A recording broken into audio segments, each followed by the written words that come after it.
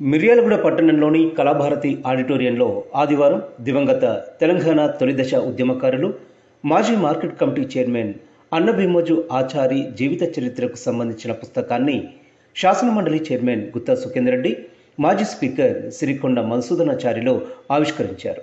ఈ సందర్భంగా వారు మాట్లాడుతూ మిర్యాలగూడ చరిత్రలో అన్నభీమోజు ఆచారిది ఒక ప్రత్యేక అధ్యాయమన్నారు. మిత్రుడి ప్రాణాలను కాపాడడానికి వెళ్లి అసువులు బాసిన ఆచారి ఆదర్శనీయమని, కాలం కొందరిని ఇష్టంగా కంటుందని, అలాంటి వాళ్లే సమాజానికి కొత్త చరిత్రను అందిస్తారని అన్నారు. కార్యక్రమంలో మిర్యాలగూడ ఎమ్మెల్యే బత్తుల లక్ష్మారెడ్డి, ఎమ్మెల్సీలు శంకర్ నాయక్, కోటిరెడ్డి, మాజీ ఎమ్మెల్యే తిప్పన విజయసింహారెడ్డి, తెలంగాణ సాహిత్య అకాడమీ మాజీ చైర్మన్ జూలూరు గౌరీశంకర్, మాజీ ZP chairman CD Ravikumar, BRS యువజన నాయకులు నల్లమోతు సిద్ధార్థ, బీజేపీ రాష్ట్ర నాయకులు సాదినేని శ్రీనివాసరావు, బంటు సైదులు, ఆచారి కుటుంబ సభ్యులు జితేంద్రాచారి, సోమశేఖర్, నాగార్జునచారి, రచయిత తాటికొండ రమేష్, గడగోజి చంద్రశేఖర్, సైదాచారి, పిన్నబోయిన శ్రీనివాస్ యాదవ్, ఈశ్వరాచారి, షోయం తదితరులు పాల్గొన్నారు. పాల్గొని మరి ఇక్కడ ఉన్నటువంటి ఆంధ్ర వాళ్ళని లారీలలో ఎక్కించి కోదాడవతల బండగూడకి తరలించినటువంటి చరిత్ర తిప్పన కృష్ణారెడ్డి గారిది. పెద్ద ఎత్తున తిప్పన కృష్ణారెడ్డి గారు తెలంగాణ ఉద్యమాన్ని నడిపినటువంటి చరిత్ర ఉన్నది.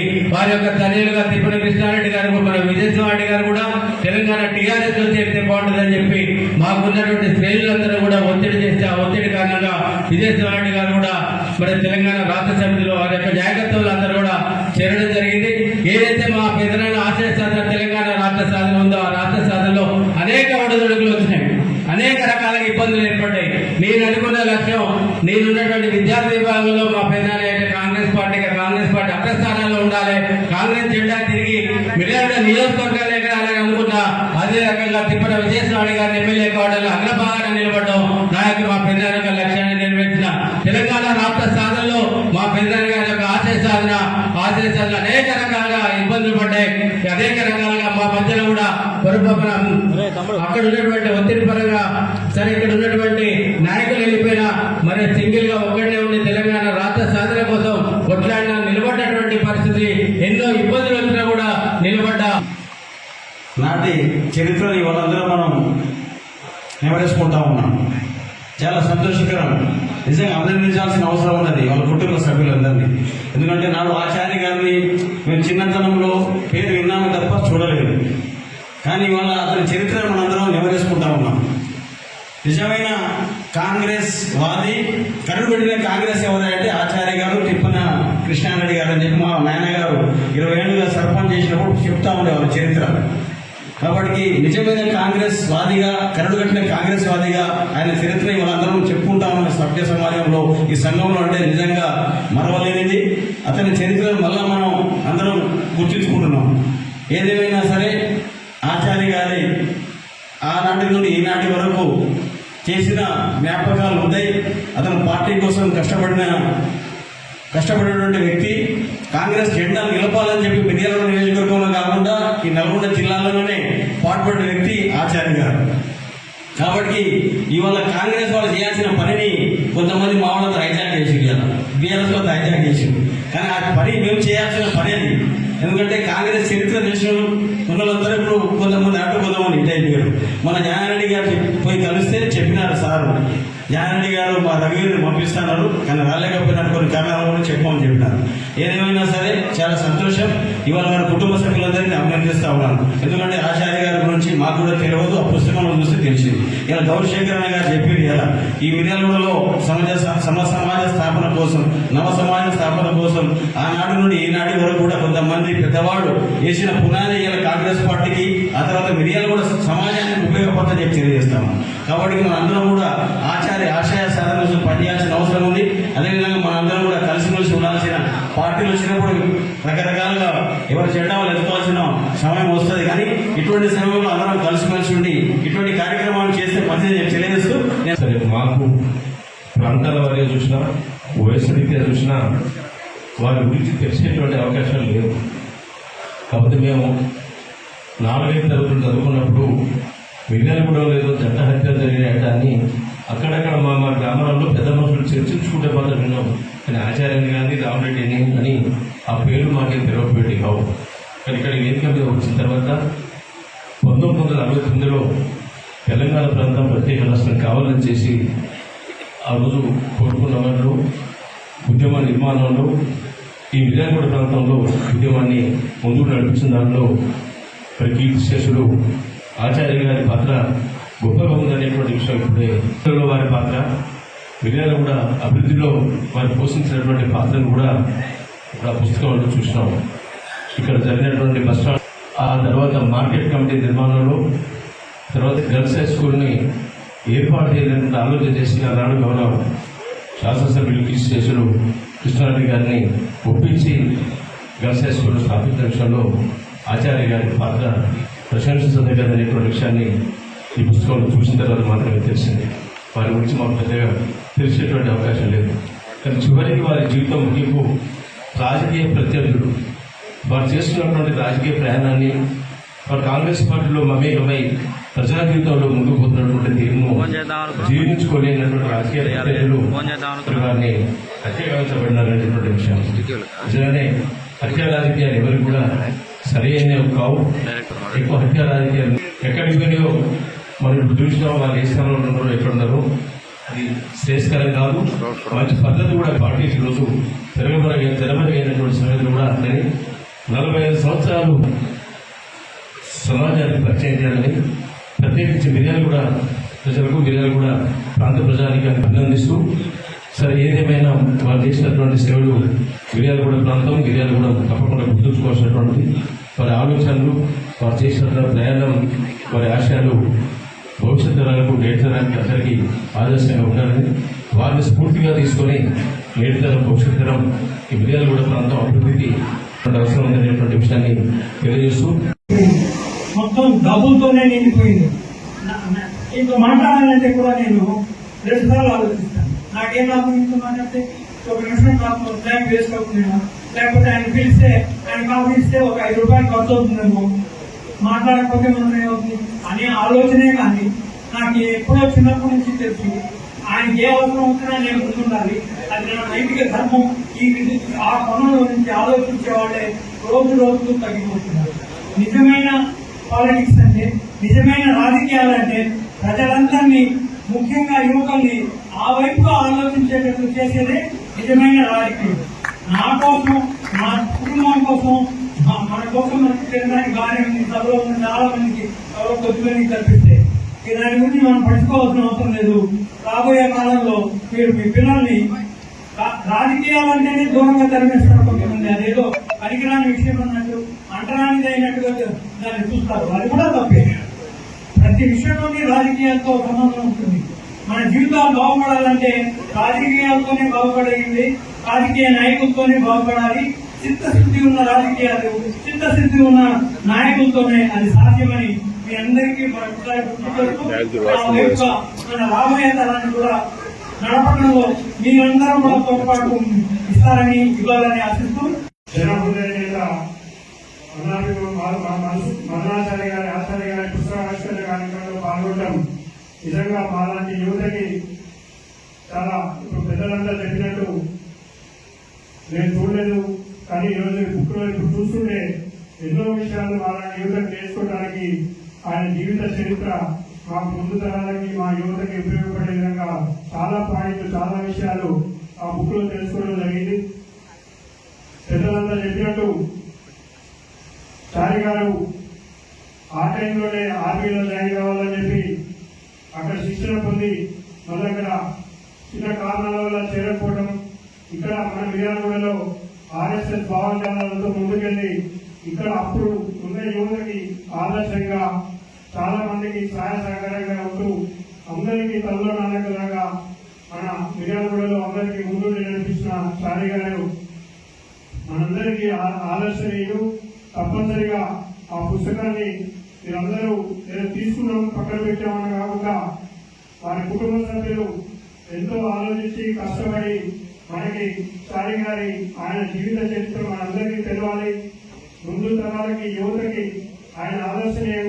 ఆయన చేసిన సేవలు కూడా, ఆయన చేసిన పనులు మనం నేర్చుకోవడానికి ఈ పుస్తకాన్ని మనకు ప్రచురించి మనకి చాలా ఉపయోగకరంగా మనకు అందించినందుకు ప్రతి ఒక్కరు కూడా ఆ పుస్తకాన్ని పూర్తిగా చదివి దాంట్లో ఉన్న విషయాలని తప్పనిసరిగా మనం అందరం దాంట్లో కొన్ని విషయాలు మనం పాటించినా కానీ మనం చాలా సక్సెస్ఫుల్ అవుతాం. కాబట్టి తప్పనిసరిగా ఆ పుస్తకాన్ని అందరూ కూడా పూర్తిగా చదివి దాంట్లో విషయాలని సమగ్రంగా దాన్ని మన ముందు తరాలకు కూడా తీసుకెళ్లాలని కోరుకుంటూ, మరి జితేంద్ర గారు చాలా ప్రమాణంగా దీంట్లో విజయవంతమైన విషయం ఇక్కడ ముఖ్యంగా మరి గమనించాలి.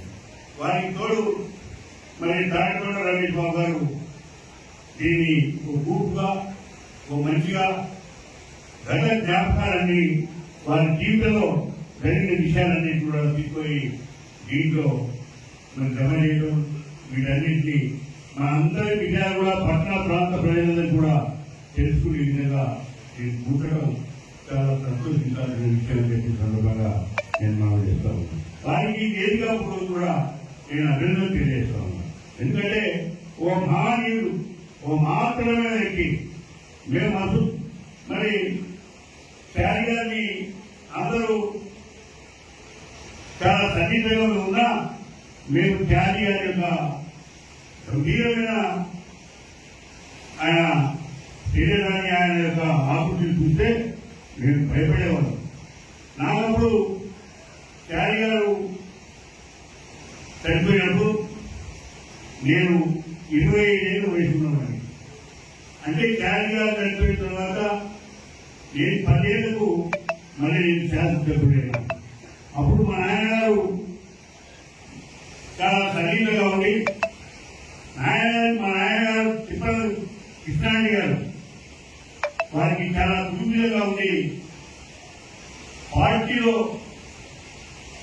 మంచి సలహాదారుగా ఉండి ఏ ఆలోచన వచ్చినా ఇది చేస్తే బాగుంటుందని ధైర్యంగా మా నాన్నగారికి చెప్పే ధైర్యవంతుడు ఒక మరణాచారి గారి విషయాన్ని ఇక్కడ ముఖ్యంగా గమనించాలి.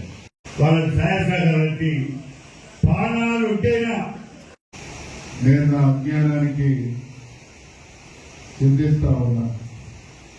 కారణం అన్న విమోజు ఆచార్య అనేటువంటి విశ్వకర్మ మహానుభావుడు గురించి చాలా ఆలస్యంగా తెలుసుకోవడం జరిగింది.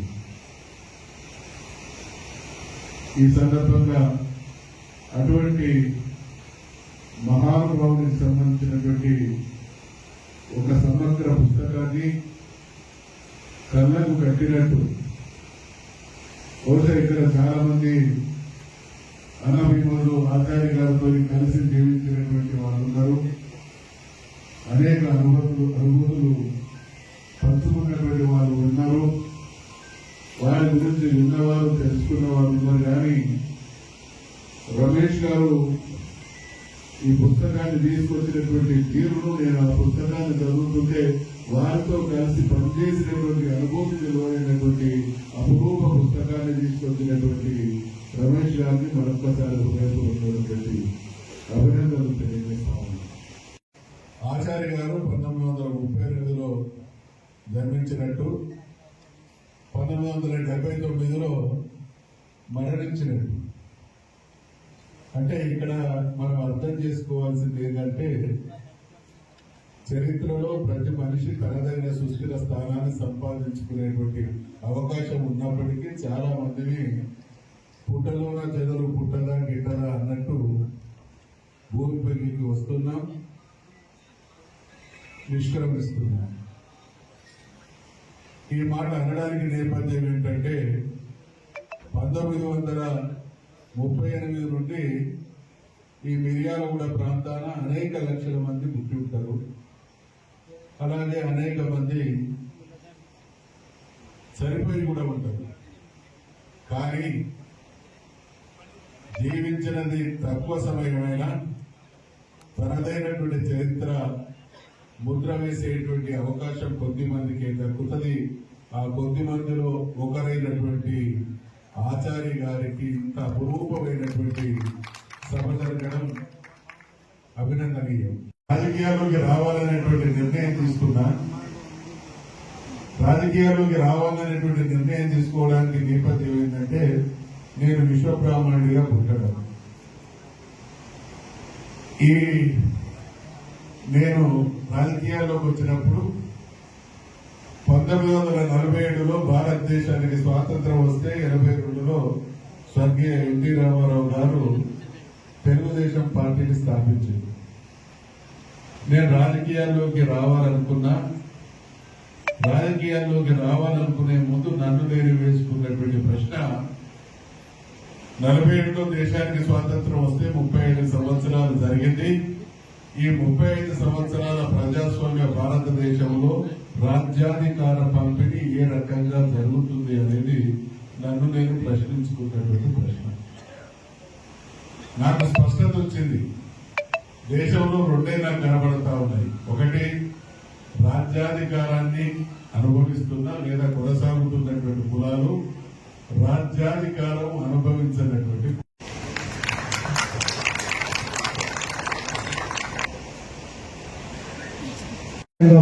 పట్టణ కాంగ్రెస్ పేద ప్రజలకు అందిస్తున్నారనే గర్వం చెప్పుకోదగ్గ విషయం ఒక ఆచార్య గారికి మాత్రమే ఉన్నదని కూడా సగర్వంగా చెప్తున్నాను. దాంట్లోనే భాగంగా జనవృదైన తిప్పటి కృష్ణారెడ్డి గారికి కుడిభుజంగా ఉండి ఆ సమయంలోనే కాంగ్రెస్ పార్టీ ఇప్పుడు అన్నట్లు నిజంగా కాంగ్రెస్ పార్టీలో ఎవరెక్కడున్నా ఎప్పుడు ఎవరైతారో ఏమో తెలియదు. ఆ అదృష్టం నాకు దక్కింది. అది ఒక కాంగ్రెస్ పార్టీలోనే జరుగుతుంది. ఇప్పటికీ నేను చెప్పుకున్నాను, పార్టీ యొక్క వృక్షాన్ని కాపాడుకోవాల్సిన బాధ్యత నా పైన ఉన్నది. ఆ బాధ్యతను కూడా నెరవేరుస్తానని కూడా చెప్తున్నాను. ఆ రోజుల్లోనే గుర్తించి చారీ గారికి మొట్టమొదటిగా మిర్యాలగూడ మార్కెట్ చైర్మన్ ఇచ్చిన దాంట్లో తిప్పటి కృష్ణారెడ్డి గారు కాంగ్రెస్ పార్టీ ఉండి చేసినందుకు కూడా నేను కాంగ్రెస్ పార్టీ తరఫున కాంగ్రెస్ శాసనసభ్యుడిగా చాలా గర్విస్తున్నాను. నేను నిజంగా ఆ కుటుంబాన్ని, చారి గారి కుటుంబాన్ని వాస్తవానికి ఎవరి దగ్గర రాగని చెప్పిన ఉన్నారు కదా అని, అందరూ మన వాళ్ళే కదా. శిల్పి ఎక్కడి నుంచో పుట్టాడు. శిల్పి మన దగ్గర నుంచే పుడతాడు, మీ దగ్గర నుంచే పుడతాడు. మీరు అందరినీ చదువుతారు, అందరికీ అందిస్తారు, అందరికీ ప్రతిఫలాలు అందిస్తారు. కానీ అది గుర్తుంచుకొని మాత్రమే వచ్చాను నేను. అది గుర్తుంచుకొని వచ్చాను. మీరు మమ్మల్ని చెక్కారు, మమ్మల్ని జనబోధన చేశారు. ఒక కాంగ్రెస్ పార్టీ శాసనసభ్యుడిగా మీరు అందరూ ఎన్నుకున్నారు. కానీ మీ నమ్మకాన్ని నేను ఒమ్ము చేయకుండా మిమ్మల్ని గౌరవిస్తూ రావాలనే ఉద్దేశంతోనే వచ్చినాను. అందుకనే చారి గారి పుస్తకావిష్కరణ మన అందరిలో జరగడం, అందులో మన మిర్యాలగూడలో జరగడం కాంగ్రెస్ పార్టీ చేసుకున్న పుణ్యం అనుకుంటూ ఇప్పటికి కూడా అతను మర్చిపోకుండా పార్టీ ఎప్పటికీ గుర్తిస్తుందని. అలాగే తెలంగాణ ఉద్యమం 1969లో జరిగినప్పుడు కూడా 69 వేలలోనే నేను పుట్టిన. నేను ఆ వేలలోనే ఈయన చారి గారి తెలంగాణ ఉద్యమం నుండి కూడా 6 నెలలు కష్టపడ్డదని ఈ పుస్తకం ఇప్పుడే చదివినాను. ఎప్పటికీ ఆ కుటుంబానికి ఎప్పటికైనా సరే మిర్యాలగూడ ప్రజల తరఫున, మా కాంగ్రెస్ పార్టీ తరఫున ఆ కుటుంబానికి అండగా ఉంటుందని కూడా మరొకసారి తెలియజేస్తూ, ఈ రోజు ఈ అవకాశం వచ్చింది. ఇంత పెద్ద వేదిక మీద మన ఎమ్మెల్యే గారు పెద్ద మనసు చేసుకొని నాన్నగారి విగ్రహాన్ని తన చేతుల మీదుగా ఆవిష్కరిస్తే ఆ కుటుంబం మొత్తం వారికి రుణపడుతుందని ఈ సందర్భంగా కోరుకుంటున్నాను. ఎట్టి పరిస్థితులలో మెయిన్ రోడ్డు రెవెన్యూ అవుతుంది, అన్ని కొట్టేయడం జరుగుతుంది. అయిపోయిన తర్వాత ఉన్న విగ్రహాలు మొత్తం తీసేయబడుతున్నాయి. తీసేసిన తర్వాత మన కొత్త విగ్రహాలు కానీ ఉన్న వాటిలో రీసెంటింగ్ చేసేటప్పుడు ఎట్టి పరిస్థితులలో ఆచార్య గారి విగ్రహానికి మీ అందరినీ, ఇక్కడ ఉన్న నాయకులందరినీ పిలిచి ఆ ఆవిష్కరణ పార్టీలకు అతీతంగా చేస్తానని మీ అందరికీ మాటిస్తున్నాను. ఆ జీవితకాలం ఎంత ఉన్నది అనేది సమస్య కాదు. ఆ జీవితకాలంలో వాళ్ళు చేసినటువంటి కార్యక్రమాలే స్థిరస్థాయిగా ఉంటాయి. అందులో ఆచార్య గారి యొక్క జీవితం 41 సంవత్సరాల జీవితం. ఆ 41 సంవత్సరాల కాలంలోనే కాంగ్రెస్ పార్టీలో ఒక కార్యకర్తగా, ఒక నాయకుడిగా, ఒక మార్కెట్ కమిటీ అధ్యక్షుడిగా, అదేవిధంగా ఇచ్చిన మాట కట్టుబడి స్నేహితానికి మారుపేరుగా అందించినటువంటి వ్యక్తి పెద్దలు ఆచార్య గారు. ఎందుకంటే చాలా సందర్భాల్లో చూస్తాం, ఇద్దరం కలిసిపోతా ఉంటే ఒకరి మీద అటాక్ జరుగుతూ ఉంటే ఇంకోడు వెనకకెళ్ళే పారిపోయేటువంటి కాదు. కానీ స్నేహితుడిని రక్షించుకోవాలని చెప్పి తన ప్రాణాన్ని త్యాగం చేసినటువంటి మహనీయుడు మన ఆచార్య గారు అనేటువంటి విషయాన్ని మనం గమనించాల్సినటువంటి అవసరం ఉంది. అందుకనే పుస్తకంలో రచయిత రమేష్ గారు వారి తొలి పుస్తకం చదివారు. చివరిలో వారి జీవిత చరిత్ర 79 నుంచి 38 నుంచి పుట్టుక నుంచి 79లో మరణించేంత వరకు సంక్షిప్తంగా లాస్ట్ 2-3 పేజీలు. వాటిని చదివినప్పుడు అతనిలో ఉన్నటువంటి ధైర్యం, అతనిలో ఉన్నటువంటి ప్రేమ గుణం, ఇచ్చిన మాట కట్టుబడేటువంటి తత్వం, ఇవన్నీ భావి తరాల్లో యువకులకు ఒక స్ఫూర్తినిచ్చేటువంటి కార్యక్రమం అనేటువంటి విషయాన్ని నేను ఈ సందర్భంగా తెలియజేస్తాను. ఎందుకంటే కార్యకర్తలు వారి యొక్క జీవిత లక్ష్యాన్ని, కుటుంబాలను అన్నింటినీ పక్కకు పెట్టి వారు పనిచేసేటువంటి పార్టీల్లో వారు మొత్తం అన్ని తగ్గించి వాటి కొరకు పాటుపడేటువంటి కార్యక్రమాలను మనం అన్నం మరి ఆచార్య గారి యొక్క స్ఫూర్తిని మనం పొందాల్సినటువంటి అవసరం ఉందని చెప్పి నేను ఈ సందర్భంగా మనం చేస్తున్నాను. అందుకని మిత్రులు జయసింహారెడ్డి గారికి వారితో అనుబంధం ఉంది. అట్లే శైలి రవికుమార్ గారితో కూడా ఆచార్య గారికి అనుబంధం ఉన్నది. మేమంతా ఆ రోజుల్లో చదువుకునేటువంటి కాలం. అప్పటికి నా దగ్గర గ్రాడ్యుయేషన్ పూర్తయింది, బయట కావాలనుకుంటున్నాను. కానీ ఈ ప్రాంతంలో వారికి ఇంకా పెద్ద మంది ఈనాడు యువతరానికి అయితే తెలియదు.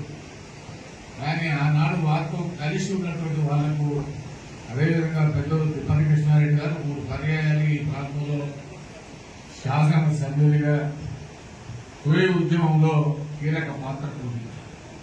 అందులో ఆచార్య గారి పాత్ర కూడా కీలకమైనటువంటి. ఆచార్య గారు కూడా తెలంగాణ 69 ఉద్యమంలో జైలు పోయినటువంటి సందర్భం ఉంది.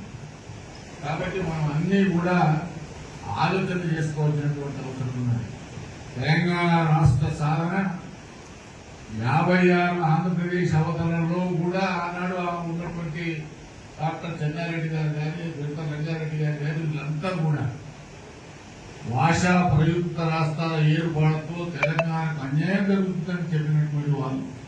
ఈ ఉద్యమం కొత్తగా ఆనాడే అవతరణనే ఒక తెలంగాణకు అన్యాయం అవుతుందని చెప్పుకుంటూనే భాషా ప్రయుక్త రాష్ట్రాలు ఏర్పడి, ఆ తర్వాత 13 సంవత్సరాలకే 69లో విపరీతమైనటువంటి ఉద్యమం రావడం, దాంట్లో 350 మంది పైన అసలు పోయడం, ఆ తర్వాత మరి కేసీఆర్ నేతృత్వంలో మరి ఉద్యమం రావడం, సోనియా గాంధీ గారు తెలంగాణని ఇస్తానని ప్రామిస్ చేసి ఇవ్వడం, ఈనాడు మనం వేదిక మీద ఉన్నటువంటి చాలా మంది మిత్రులు ఇవాళ తెలంగాణ రాష్ట్రంలో తెలంగాణ అభివృద్ధి కొరకు పార్టీలు ఏవైనా సరే మన సమస్యల పరిష్కారంలో మనమందరం కూడా కలిసి ముందుకు పోతున్నటువంటి సందర్భం అని చెప్పి నేను ఈ సందర్భంగా మనవి చేస్తాను.